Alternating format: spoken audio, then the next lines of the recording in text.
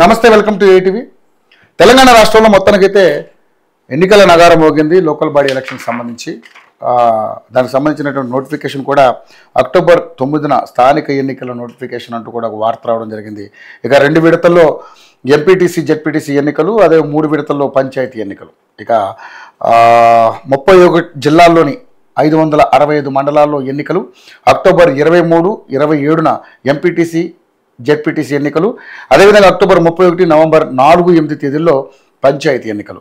ఇక పోలింగ్ రోజునే పంచాయతీ ఎన్నికల ఫలితాలు, అదేవిధంగా నవంబర్ 11న ఎంపీటీసీ జెడ్పీటీసీ ఎన్నికల ఫలితాలు రిలీజ్ చేస్తామంటూ కూడా ఈసీ ఎలక్షన్ కమిషన్ అది ఒక నోటిఫికేషన్ అయితే జారీ చేయడం జరుగుతూ ఉంది. కానీ మొత్తానికైతే సరే, ఎట్టకేలకు నోటిఫికేషన్ పడ్డప్పుడు కూడా ఇప్పుడు 42% రిజర్వేషన్ అనే అంశం చిలికి గాలివాన అవుతుంది. పార్టీ పరంగా ఏదైతే ఆ జీవో గవర్నర్ దగ్గర ఉన్నప్పటికీ కూడా పార్టీ పరంగా 42% రిజర్వేషన్ అమలు చేస్తామంటూ కూడా కాంగ్రెస్ పార్టీ ఈరోజు చెప్తూ దానికి సంబంధించి ఎన్నికలకు ముందుకు వెళ్తుందని కూడా మాట్లాడడం జరుగుతుంది. కానీ దీనికి సంబంధించి కోర్టులో కేసు కూడా వేయడం జరిగింది.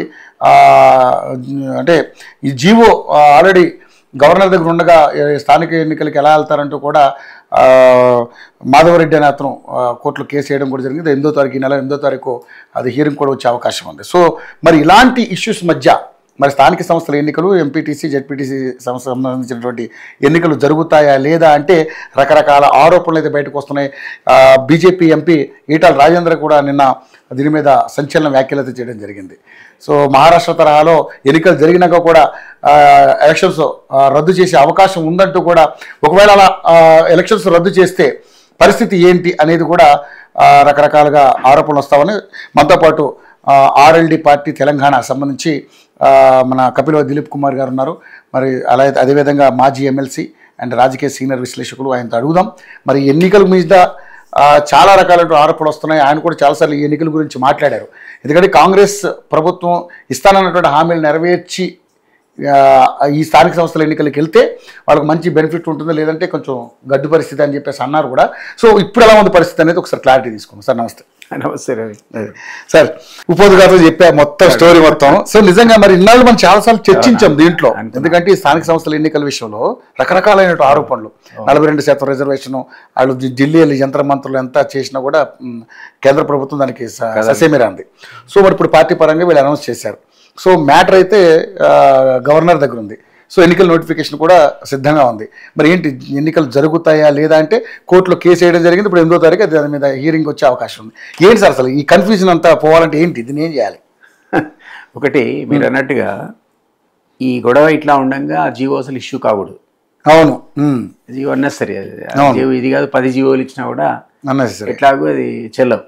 ఆ జీవోలు చెల్లవు, 100% చెల్లవు. ఎందుకంటే అది ఆ సీలింగ్, 50% సీలింగ్ రిజర్వేషన్ లోపల ఉండాలన్నది జనరల్గా ఉన్నటువంటి రూల్. అది సుప్రీంకోర్టు విధించినటువంటి ఒక నిబంధన అనండి, నియమం అనండి, ఆదేశం అనండి. ఓకే, దాన్ని మీరు అతిక్రమించలేరు. కాబట్టి ప్రాబ్లం ఏంటి, దీనికి మీరు పంపినటువంటి 42% యొక్క ప్రపోజల్ని పార్లమెంట్ ఆమోదించాలి. ఆమోదిస్తుందా? ఆమోదించదు. మన రామచంద్ర గారు చెప్పాడు కదా, ప్రముఖ లాయర్ కూడా, బీజేపీ అధ్యక్షుడే అన్నాడు, అది అసలు చెల్లదు అన్నాడు. ఎందుకంటే పార్లమెంట్ అనేది ఇది ఆమోదించడం కష్టం అన్నాడు. ఎందుకనంటే ఇక్కడ మనకు ఉంటే ఉండొచ్చు 42% మనకు కావాలని, బీసీ పాపులేషన్. మరి ఎక్కువ తక్కువ వాళ్ళు కూడా వేరే స్టేట్స్లో ఉంటారు కదా. సో అన్ని స్టేట్స్ కలిపినటువంటి ఆ ఆర్డర్ని జనరల్ ఆర్డర్ అయితే పార్లమెంట్ పాస్ చేయదు, జనరల్గా చేయదు. ఓకే, లేదా మీ తెలంగాణ కోసం ఒక్కదానికోసం అనేది అది వెరీ ఎక్సెప్షనల్ కేసు. అది 2 గవర్నమెంట్లు సేమ్ కాదు కాబట్టి వాళ్ళకేం అర్జెన్సీ లేదు. జనరల్ అయితే ఇస్తారేమో, కానీ తెలంగాణ ఒకదానికి ఏమంటే ఎందుకు ఇస్తారు? సో అది రాదు. కాబట్టి అది పెండింగ్ ఉంది. ఇది పెండింగ్ ఉంది కాబట్టి గవర్నర్ దగ్గర పెండింగ్ ఉంది, గవర్నర్ దగ్గర పెండింగ్ ఉంది, ప్రెసిడెంట్ దగ్గర పెండింగ్ ఉంది కాబట్టి గవర్నర్ దగ్గర పెండింగ్. అన్నీ కూడా అనుకోటి ఇంటర్లింక్డ్ ఉన్నాయి. కాబట్టి రిజర్వేషన్స్ తేల్చకుండా స్థానిక సంస్థల ఎలక్షన్స్ వాళ్ళ నోటిఫికేషన్ ఇవ్వకుండా ఉండాల్సి ఉండే. కానీ అన్ఫార్చునేట్లీ ప్రభుత్వానికి ఉన్న ఇంకొక ప్రాబ్లం ఏంటంటే, హైకోర్టు ఆల్రెడీ ఆదేశించింది సెప్టెంబర్ లోపల దీని సంగతి ఏంటో తెలుసుకొని.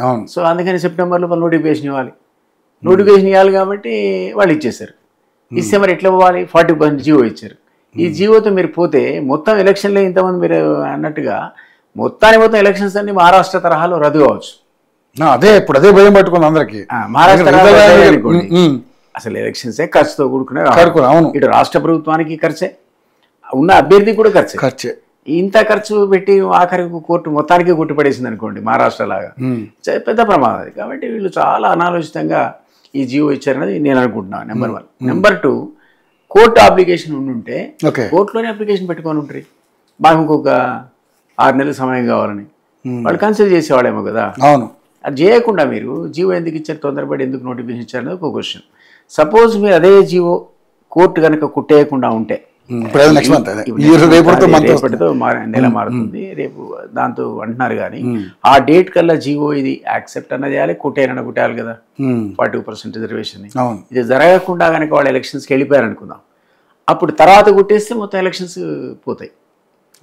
లేదా 42 ఈ జీవోని ఏదైతే 42% జీవోని ఈ వాళ్ళు నామినేషన్ వేయడానికి ముందుగా కొట్టేశారనుకుందాం, అప్పుడు ప్రాబ్లం రాదు. ఎందుకు రాదంటే అందరూ జనాలుగానే పోయి పార్టీ పరంగా మీరు ఇస్తా అంటున్నారు కాబట్టి, 42% మీరు పార్టీ పరంగా ఇస్తున్నారు కాబట్టి బహుశా బీసీలు కూడా సాటిస్ఫై అవుతుండొచ్చు, ఇతర పార్టీలకు కూడా అప్లికేషన్ క్రియేట్ అవుతుండొచ్చు. అరే వాళ్ళు ఇచ్చారు 42 మనం అయిపోతే ఎట్లా అని అందరు ఇస్తే అది గొడవే లేదు, జీవోకి అనుగుణంగా మీరు ఇవ్వట్లే కాబట్టి. కానీ జీవోకి అనుగుణంగా మీరు ఎలక్షన్స్కి వెళ్తే ఇది జల్లదని రేపొద్దున కోర్టు అంటే మొత్తానికి ఎసరు వస్తుంది, అది ప్రాబ్లం. సో రేపు జీవో పరిస్థితి ఏంటి అనేది మనందరం కూడా ఆసక్తి చూడాల్సిన పరిస్థితి. నేననేది తొందరపడి ఈ నోటిఫికేషన్ ఇచ్చారు, దాని బదులు కోర్టుని రిక్వెస్ట్ చేసి ఇట్లా ఉంది, అటు ప్రెసిడెంట్ దగ్గర బిల్లు పెండింగ్ ఉన్నాయి, ఇక్కడ కూడా పెండింగ్ ఉంది, ఆర్డినెన్స్ పెండింగ్ ఉంది, కాబట్టి మాకు సమయం కావాలంటే నా ఉద్దేశంలో కోర్టు ఇచ్చేదేమో అనుకుంటాను, కపుల్ ఆఫ్ మంత్స్. అప్పుడు మీరు రిజర్వేషన్ తేల్చుకొని వెళ్తే బాగుండేది. అంతేగాని హడావిడిగా జీవో ఇచ్చేసి తనుగుదామని అంటే ఎట్లా, మీరు ఊరుకోరు కదా, ఎవరో కోర్టుకు పోతారు, కోర్టు పోతే జీవో చెల్లదు. How can you issue A GO? When the matter is pending with the governor, according to you, when the matter is pending with the President of India, నువ్వే పోయి దీక్ష చేసి జంతర్ మంతర్ వాళ్ళని తొందరగా నిర్ణయం తీసుకోమని, మరి ఎందుకు నువ్వు తొందరపడి జీవో ఇచ్చినట్టు? కాబట్టి ఈ ప్రాబ్లమ్స్ అని ఇందులో ఇంట్రికేట్ ప్రాబ్లమ్స్ ఉన్నాయి కాబట్టి ఇట్లా అది కూడా కరెక్టే. జాగ్రత్త బాబు, దసరా కానుక కింద మీరు వాళ్ళకి ఇచ్చి ఖర్చు పెట్టగానే డబ్బులు అభ్యర్థులకి హితోపలికాడు ఆయన, కరెక్టే కదా. మరి మొత్తానికి సరైతే రేపు పొద్దున మీరు పెట్టిన ఖర్చు అంతా వేస్ట్ అయిపోతుంది, ఆయన సలహా ఇచ్చాడు. మంచి అంటే ఎవరైతే నిలబడుతున్నారో జాగ్రత్తగా ఉండమని చెప్పాడు, వాళ్ళకి జాగ్రత్త ఉండమని చెప్పాడు. కాబట్టి నేను అనుకోవడం గవర్నమెంట్ జీవో ఇచ్చి అనవసరంగా నోటిఫికేషన్ ఇచ్చి కూడా ఈ థింగ్స్ని కాంప్లికేట్ చేసింది. అందరూ అన్నట్టుగా ఇది డౌట్ఫుల్. జీవో వెనక 42% జీవోని ఎలక్షన్లో నామినేషన్ కంటే ముందు కనుక కుట్టేస్తే ప్రాబ్లం లేదు. అప్పుడు అందరు కూడా పార్టీ పరంగా వాడు ఇచ్చుకుంటాడు వీళ్ళు ఇచ్చుకుంటారు మధ్య లేదు, కానీ 40% కాంగ్రెస్ ఇవ్వాల్సిందే. వాళ్ళందరూ పోయి ఆ పద్ధతిలో ఇచ్చుకుంటే అది నువ్వు 42 ఇచ్చుకో, 52 ఇచ్చుకో, 100 ఇచ్చుకో, సంబంధం లేదు, పబ్లిక్ సంబంధం లేదు, ఎవరికి సంబంధం లేదు, పార్టీలు ఇష్టం అది. అప్పుడు ఓకే, అది ఎలక్షన్స్ సజావుగా పోతాయి. ఇవ్వకుండా ఎలక్షన్కి పోయారనుకుందాం, ఆ జీవోలు ఇంకా వాయిదా పడ్డది అనుకుందాం, కోర్టులో జీవో గురించి ప్రస్తావన రాలేదని, రేపు ఎప్పుడో 2 నెలల తర్వాత 3 నెలల తర్వాత ఇదంతా ప్రాసెస్ అయిపోయినాక వాళ్ళు జీవో ఇది రద్దు చేయాలంటే ఖాతమేనా, అప్పుడు మొత్తమే డబ్బులు వేస్ట్ అయిపోతాయి, ఎలక్షన్లు క్యాన్సిల్ అయిపోతాయి, తిరిగి ఎలక్షన్ రాష్ట్ర ప్రభుత్వం సిద్ధపడాల్సిన పరిస్థితి ఏర్పడుతుంది. ఇప్పటికే చాలా లేట్ అయిపోయింది. సో అదొక ఆస్పెక్ట్ మర్చిపోయి చెప్పడం. నిజానికి వీళ్ళు లోకల్ బాడీ ఎలక్షన్స్ పెట్టడం ఆలస్యమే, ఇది ఎప్పుడో పెట్టాల్సింది. అది జీవోనో లేదా ఆర్డినెన్సో మరొకటో వీలు కాకపోతే పార్టీ పరంగానో ఇచ్చుకొని ఎప్పుడో ఎలక్షన్ పోవాల్సిన అవసరం ఉంది. ఎందుకు అంటే కేంద్ర ప్రభుత్వం విడుదల చేసే నిధులు అన్నది నేరుగా పంచాయతీలకు పోతున్నాయి ఇప్పుడు. ఓకే, ప్రభుత్వం రాష్ట్ర ప్రభుత్వం రాదు, అసలు పంచాయతీలకి 90% ఆఫ్ ది ఫండ్స్ అనేది డైరెక్ట్ గా సర్పంచ్కి వెళ్ళిపోతున్నాయి కేంద్రం నుంచి.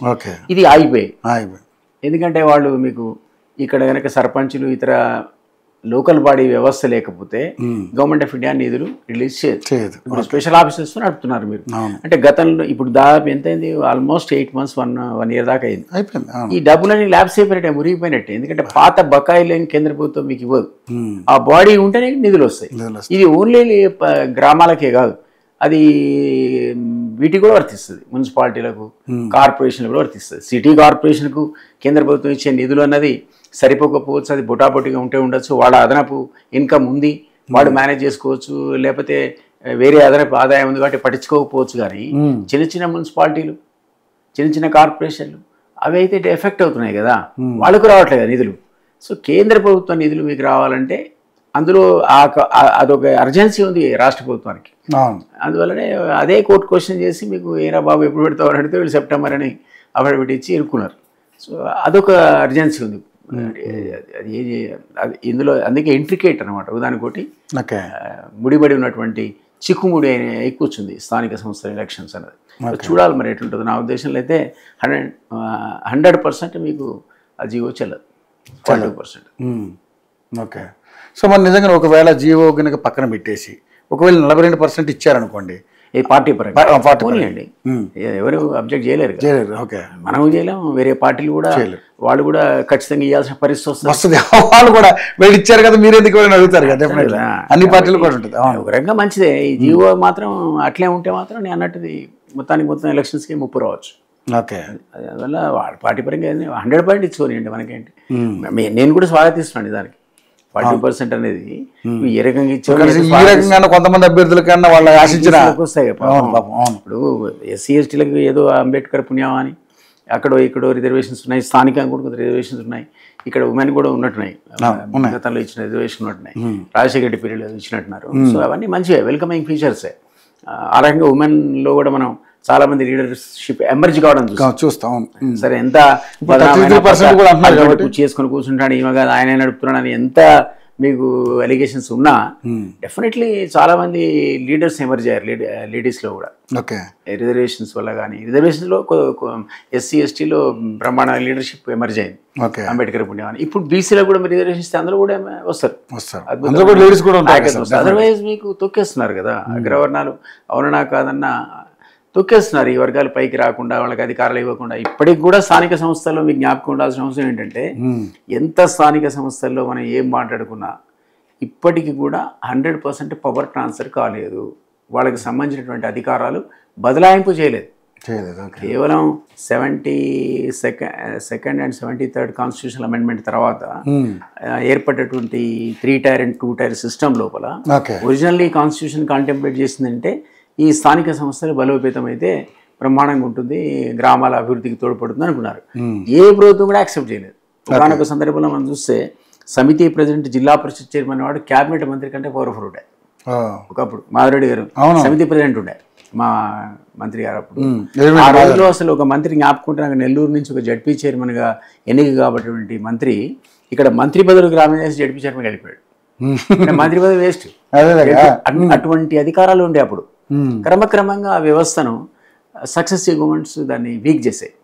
చేసి అది వాళ్ళు పవర్ఫుల్ అయితే వీళ్ళు వీక్ అవుతారు. ఎమ్మెల్యేని అడిగేవాడు, ఎంపీని అడిగేవాడు. స్థానిక సంస్థలు కనుక పవర్ఫుల్ ఉంటే వాళ్ళకున్న అధికారాలు వాళ్ళకి ఇస్తే, నాకు జ్ఞాపకం 29 అధికారాలు ఉన్నాయి. ఆ 29 అధికారాలు వాళ్ళకి మీరు బదలాయిస్తే 100% పవర్స్ ఇస్తే అసలు వాళ్ళంత పవర్ఫుల్ పీపుల్ లేరు. అది గ్రామ అభివృద్ధి అనండి, జడ్పీ మండల అభివృద్ధి కానండి, వాటిలో డెఫినెట్గా స్థానిక సంస్థల బలోపేతం అనేది మామూలు విషయం కాదు. వాళ్ళు చాలా పవర్ఫుల్ లీడర్స్ అయి ఉండేవాళ్ళు.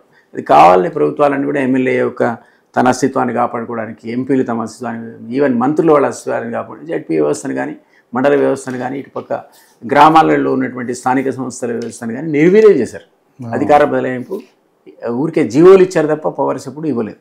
మీకు చెక్ పవర్ డైరెక్ట్ మీకు సర్పంచ్కి ఇవ్వాలని అక్కడ రూల్స్ ఉన్నా కూడా ఇక్కడ పోయి ఇంకొన్ని తోక తగిలిచ్చారు. విలేజ్ ఆఫీసర్ సంతకం పెట్టాలి, సర్పంచ్ సంతకం పెట్టాలి. ఒక దగ్గర ఏం చేశారంటే డిజిటల్ సిగ్నేచర్ పెట్టాలన్నది గవర్నమెంట్ ఆఫ్ ఇండియా. ఈ పంచాయతీ ఎందుకు ఇద్దరిద్దరి సంతకాలంటే డిజిటల్ సిగ్నేచర్ పెట్టాల్సిన అవసరం ఉందంటే డిజిటల్కి లాక్ పెట్టుకున్నారు మండల స్థాయిలో. అంటే ఈ మండల స్థాయిలో ఉన్నటువంటి అధికారి దాన్ని డిజిటల్ లాక్ ఓపెన్ చేసి తప్ప సర్పంచ్ సంతకం పెట్టే పరిస్థితి లేకుండా చేశారు. ఇప్పుడు అట్లా చేస్తారు లేటెస్ట్. ఆ రూల్స్ మారుతుంటే దానికి ఇంకో ఉపాయం కనిపెట్టారు. ఆ మండల స్థాయిలో ఉన్నటువంటి అధికారి సంతకం పెట్టే పరిస్థితి ఉండేవారికల్లా మీకు జ్ఞాపకుంటే ఒక 5 years కింద 250 crores కేంద్రం నుంచి వచ్చినప్పుడు టీఆర్ఎస్ హయాంలో చాలాసార్లు సందర్భాలు అడిగారు కూడా, సర్పంచ్లు అడిగారు, ధర్నా చేసి అడిగారు, మా డబ్బులన్నా మాకు ఇవ్వండి అని. అవి బదలాయించకుండా అది కూడా పెన్షన్కు జీతాలు డైవర్ట్ చేశారు. ఎందుకంటే డిజిటల్ సిగ్నేచర్ ఎక్కడ ఉంది, మండల స్థాయిలో ఉంది. సర్పంచ్ దగ్గర ఉండాలి, అది సిగ్నేచర్ పవర్ సర్పంచ్ దగ్గర ఉండాలి. కానీ దానికి అసిస్టెంట్ ఎక్స్ట్రా పవర్ ఇద్దరి సంతకాలు డబుల్ సిగ్నేచర్ అవసరం లేదు కదా. ప్లస్ ఈ డిజిటల్ సిగ్నేచర్ లాక్ ఇక్కడ ఎందుకు అసలు మండలంలో. సో ఇవన్నీ ఆ రకంగా మిస్యూజ్ చేసి ఫండ్స్ డైవర్ట్ చేయడానికి ఆ కాలంలో అదే కాంటెంప్లేట్ చేసి కేంద్ర ప్రభుత్వం రకరకాల ఉపాయాలతో ఈ నిధులు అనేవి నేరుగా గ్రామాలకు పోవాలని ఆశించింది. అది జరగకుండా రకరకాల ఎత్తుగడలు వేసి నిర్వేదం చేశారు. అంటే ఏమన్నానంటే నాట్ ఓన్లీ వాళ్ళ పవర్సే కాకుండా స్థానిక సంస్థలకు ఇచ్చే అధికారులు బదలాయింపులో జాప్యమే కాకుండా ఈవెన్ ఇట్లాంటి ఫండ్ ట్రాన్స్ఫర్లో కూడా పై అధికారుల ఇంటర్ఫిరెన్స్ అనేది అందులో పెట్టుకున్నారు స్థానికంగా ప్రభుత్వాలు. ఈ రకంగా ఆ సంస్థలు నిర్వీర్యం చేశారంటున్నాను. అయినా ఇప్పటికి కూడా ఆ వ్యవస్థ గట్టిదే. విలేజ్ పాలిటిక్స్ మనం చూస్తాం కదా, సర్పంచ్ కానీ ఎంపీటీసీ కానీ జెడ్పీటీసీ కానీ ఇప్పటికి కూడా చాలామంది దానికి పోటీ పెడతారు, ఆ పవర్ కోసం ఆశిస్తారు. అండ్ రూలింగ్ పార్టీ కూడా కోరుకుంటుంది అందులో మాకు ఎక్కువ స్థానాలు రావాలని. ఇప్పుడు గతంలో చాలాసార్లు మనం అనుకున్నాం కాంగ్రెస్ అన్ని హామీలు నెరవేర్చలేదు కాబట్టి వాళ్ళది కూడా ప్రాబ్లం ఉంది. అసలు వాళ్ళు డిలే చేయడానికి ఇంకో కారణం ఏంటంటే ఇప్పటికి ఇప్పుడు ఎలక్షన్స్ పెడితే నష్టం వస్తుంది. చాలాసార్లు ఇప్పుడు పెడితే నెంబర్ 3 పొజిషన్లో ఉన్నారన్న మనం. కానీ ఇప్పుడు కొద్దిగా ఇంప్రూవ్మెంట్ అయింది ఈ మధ్య కాలంలో.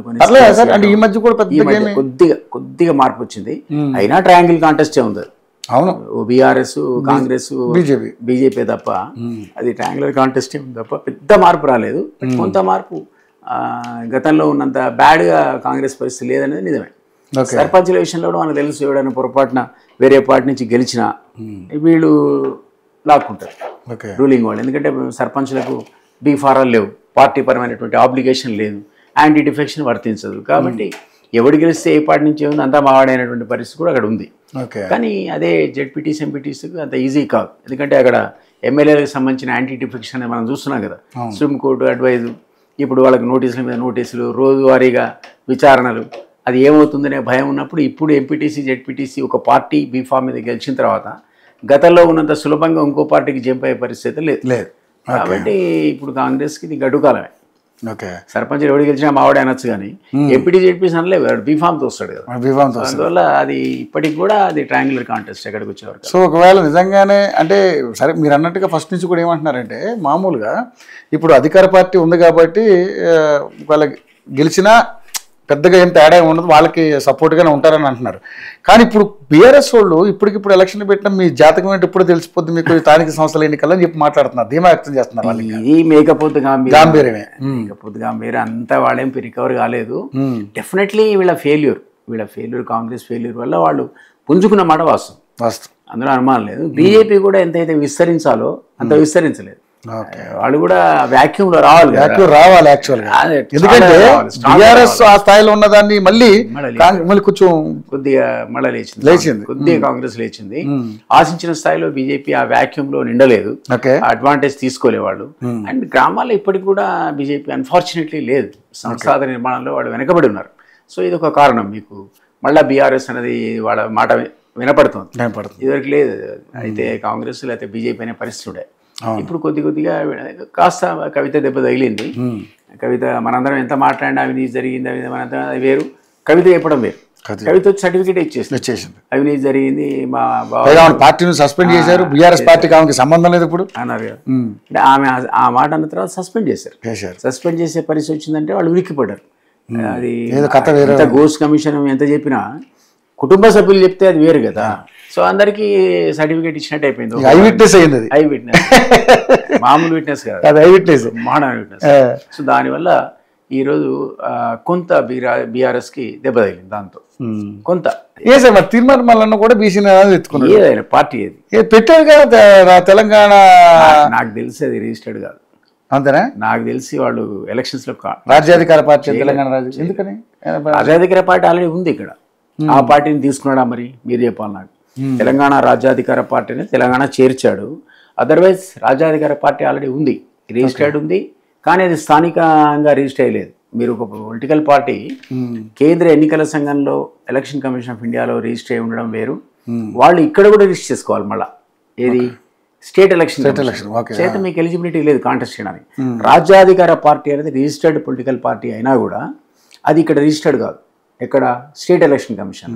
కాబట్టి వాళ్ళు డైరెక్ట్ పార్టిసిపేట్ చేయలేరు ఎంపీటీసీ జెడ్పీటీసీ అండ్ సర్పంచ్ దాంట్లో. అది రాజ్యాధికారి పార్టీ అయినా చేయలేవు, తెలంగాణ రాజ్యాధికారి పార్టీ అయినా చేయలేవు. ఎందుకంటే తెలంగాణ రాజ్యాధికారి పార్టీ అనేది ఇంకా అక్కడ రిజిస్టర్ కాలేదు ఎన్నికల కమిషన్ దగ్గర, మెయిన్ ఎన్నికల కమిషన్ దగ్గరే కాలేదు. అది అవసరం లేకుండా ఇక్కడ రిజిస్టర్ చేసుకోవాలి, ఇక్కడ కాలేదు. ఈ రెండు లేకుండా తీర్మానం వల్ల అభ్యర్థిని ఎట్లా పెడతాడు? నాకు తెలిసి పెట్టలేడు. నేను అన్నది మీరు కరెక్షన్, సబ్జెక్ట్ టు కరెక్షన్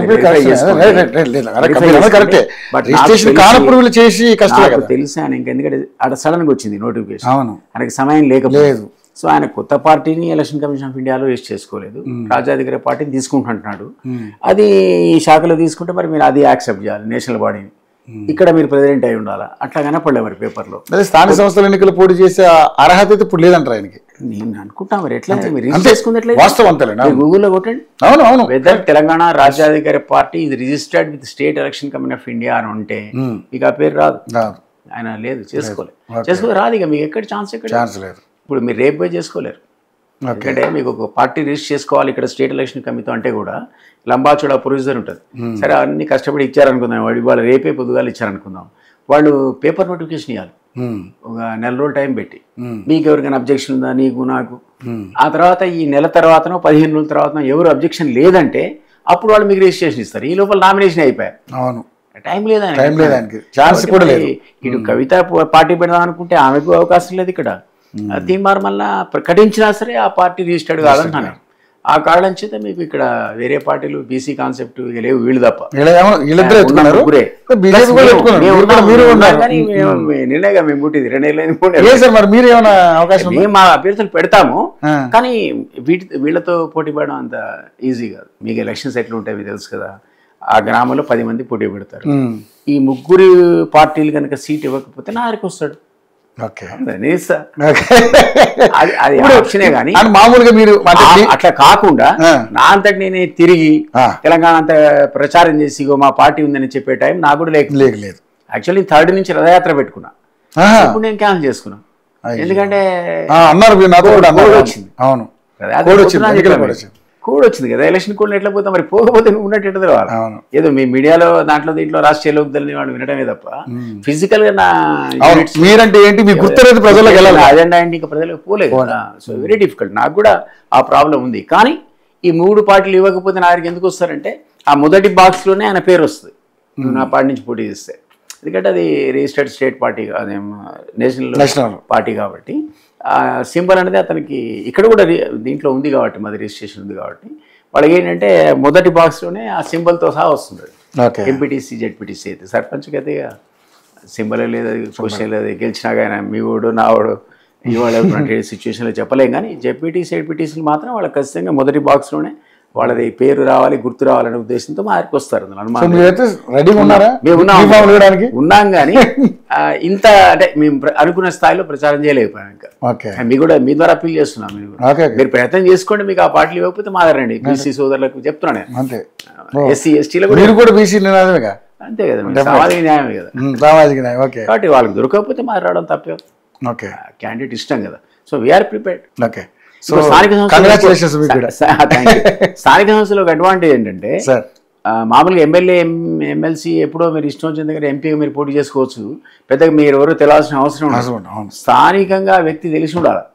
కాబట్టి ఆ వ్యక్తి బలవంతుడై అతని కనుక మిగిలిన 3 పార్టీలు టికెట్ ఇవ్వకపోతే ఆయన మా దగ్గర నుంచి వేసి కూడా గెలిచే అవకాశం ఉంటుంది. ఆ స్థానిక వాడలో అది డిఫరెన్స్ ఉంటుంది. క్యాండిడేట్ని పట్టే ప్రజలు ఎన్నుకుంటారు. ఊరికనే పార్టీ పరంగా ఎమ్మెల్యే ఎంపీలా కాదు ఇది. సో స్థానికంగా ఆయన బలవంతుడై ఉండాలా, అందరికీ సుపరిచితుడై ఉండాలా, ఆయన మీద కొద్దిగా అంటే క్రెడిబిలిటీ ఉండాలి. ఇవన్నీ ఉన్న వాళ్ళకి ఒక్కోసారి పార్టీలు సీట్లు అది అవకాశం మాలాంటి వాళ్ళు పనికి వస్తారు అప్పుడు. సరే ఫైనల్గా మరి ఏంటి మరి ఇప్పుడు ఉన్నటువంటి పరిస్థితులలో జూబ్లీహిల్స్ నియోజకవర్గ ఉప ఎన్నిక రాబోతుంది. సో మరి ఇక్కడ బీఆర్ఎస్ నుంచి అయితే ఆవిడని కన్ఫర్మ్ చేసేసారు, మాగంటి గోపీనాథ్ గారిని మిస్ చేసింది, సునీత గారిని. సో ఏంటి మీరు కూడా ఏమైనా పోటీ చేసే అవకాశం ఉందా ఏంటి, అసలు అక్కడ గెలిపే అవకాశాలు ఎవరికి ఉన్నాయంటే? మాకు అలయన్స్ ఉంది బీజేపీతో. మంత్రి కేంద్ర మంత్రిగా దాంట్లో ఉన్నాడు, కూటమి ఎన్డీఏలో ఉన్నాడు కాబట్టి మేము బీజేపీ మీద కాంటెస్ట్ చేయడం అనేది అంత కరెక్ట్ కాదు. బట్ సపోర్ట్ చేస్తారు, ఏ తప్పది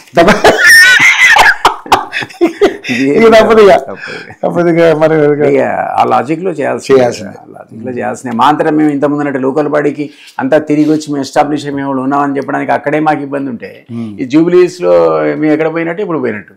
సో అక్కడ మా అభ్యర్థిని ఎత్తుకొని మేము పెట్టాం కూడా అనవసరం కదా, అంటే అంత కరెక్ట్ అయితే కాదు.